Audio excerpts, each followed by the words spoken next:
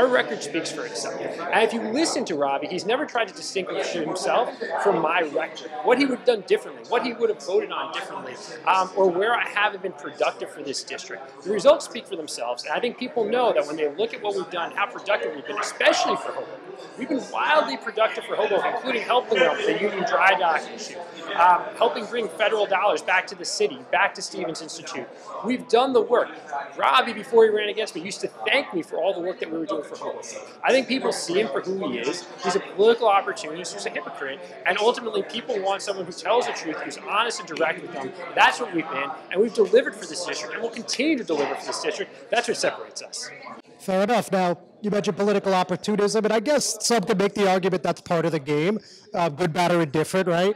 Now, as it stands today, and it's moved once, it could move again, the trial will start, at a critical juncture for the campaign. So how concerned are you, if at all, about that overlap with, the primary? Well, we're focused on our record. At the end of the day, the conversations that we're having with people like we had tonight with this incredible group, I don't know how many people here, it was an incredible turnout, is focused on our record and what we've delivered for the district. That's a conversation that we're going to continue to have. Robbie wants to distract from the fact that we have a track record of producing for this district. He doesn't want to talk about that because that's a reason for 100% of the district to vote for me. So we're going to continue to have a positive message about what we've delivered, what we're going to continue to deliver. That's the centerpiece of our campaign. His is about negativity, divisiveness, and tearing people down. People are going to reject that because they're not interested in it. When you're talking about the bills you've put your name on, when you're talking about the legislation you supported with the bills that you will put up, God willing, if you're reelected, can you just tell us just briefly what that's like and what you're working on, what you'd like to see go through, let's say, the next 6 months? Well, tons of stuff.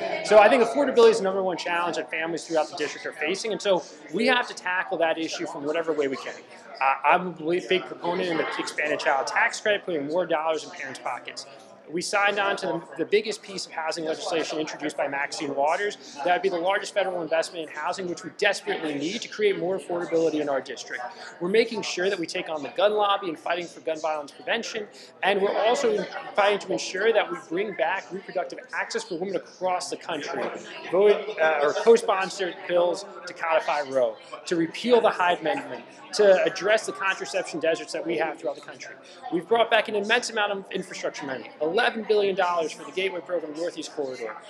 We're continuing to bring dollars back, hundreds of thousands of dollars we brought back for our constituents.